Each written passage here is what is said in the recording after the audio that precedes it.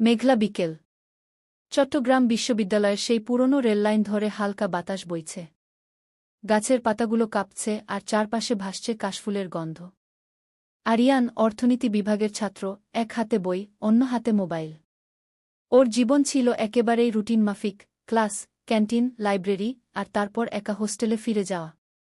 সেই নিরানন্দ জীবনের মাঝেই একদিন সে তাকে দেখল। মোহনা। একটা নীল শাড়ি, খোলা চুল, চোখে হালকা কাজল। ও লাইব্রেরির সামনে দাঁড়িয়েছিল, হাতে দ্য কাইট রানার ঘি বইটা, মুখে এমন এক অভিব্যক্তি যেন গল্পটা ওর নিজের জীবন থেকে লেখা। আরিয়ান প্রথম দেখাতেই কিছু অনুভব করল, এক অজানা টান। ও কাছে গিয়ে বলল, তুমি কি হোসেইনি পছন্দ করো? মোহনা তাকিয়ে হেসে বলল, তুমি কি পছন্দ করো না? একটা সরল প্রশ্ন, কিন্তু কথাটা যেন বুকের ভেতর ঢেউ তুলে দিল। তাদের প্রথম কথা, প্রথম হাসি, সেখান থেকেই শুরু হলো এক অদ্ভুত সম্পর্কের শুরু। অধ্যায় ২, বন্ধুত্বের দিনগুলো। পরের কয়েক সপ্তাহে তাদের দেখা হতে লাগল প্রায় প্রতিদিনই।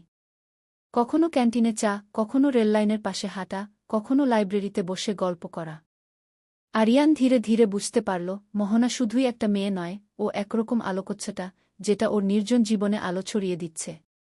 একদিন বিকেলে মোহনা বলল, তুমি জানো, আমি ছোটবেলায় ভাবতাম ভালোবাসা মানে সিনেমার মতো কিছু। কিন্তু এখন মনে হয় ভালোবাসা মানে একসাথে নীরবে বসে থাকা। আরিয়ান হাসল। তাহলে আমরা তো এখন ঠিক সেটাই করছি। মোহনা মাথা নেড়ে বলল, হয়তো তাই। ওদের বন্ধুত্ব ধীরে ধীরে গভীর হতে লাগল।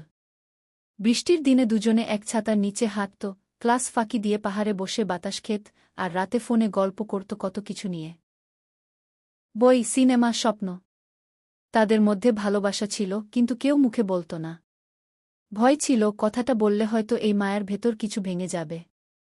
অধ্যায় ৩, স্বীকারোক্তি। একটা শরতের বিকেল। আকাশে হালকা মেঘ, সূর্যের আলো পড়ছে গাছের পাতায়। আরিয়ান ঠিক করল, আজ বলবেই। সে মোহনাকে নিয়ে গেল বিশ্ববিদ্যালয়ের পেছনের লেকের ধারে। বাতাসে কাশফুল দোল খাচ্ছে। মোহনা বসে আছে পাথরের উপর, পায়ে পানি ছুঁয়ে। আরিয়ান কিছুক্ষণ চুপ করে থেকে বলল, মোহনা, আমি জানি আমরা বন্ধু। কিন্তু প্রতিদিন তোমার সাথে না দেখা হলে মনে হয় দিনটাই শেষ হয় না। তুমি আমার জীবনের অভ্যাস হয়ে গেছ। মোহনা কিছু বলল না, শুধু নিচে তাকিয়ে রইল। আরিয়ান আবার বলল, তোমাকে ভালোবাসি মোহনা। নীরবতা। তারপর মোহনা আস্তে বলল, তুমি জানো, আমিও একই কথা প্রতিদিন নিজেকে বলতাম। আরিয়ান স্তব্ধ। তাদের চোখ এক হল, আর সেই মুহূর্তে সময় যেন থেমে গেল। প্রথমবার তারা একে অপরকে আলতো করে জড়িয়ে ধরল। দুজনেই জানত, এই ভালোবাসা সত্যি। অধ্যায় ৪, সময়ের দেয়াল। প্রেমের দিনগুলো কেটে যাচ্ছিল স্বপ্নের মতো। ক্লাসের পর দেখা, একসাথে হাঁটা, একসাথে হাসা। জীবন যেন এক নিখুঁত কবিতা। কিন্তু একদিন খবর এলো, মোহনাকে ঢাকা যেতে হবে। ওর বাবার ট্রান্সফার হয়েছে, আর পরিবার চায় ও সেখানেই পড়াশোনা চালিয়ে যাক। আরিয়ান কিছু বলল না, শুধু বলল, তুমি গেলে আমি একা হয়ে যাব। মোহনা হেসে বলল, তুমি একা হবে না।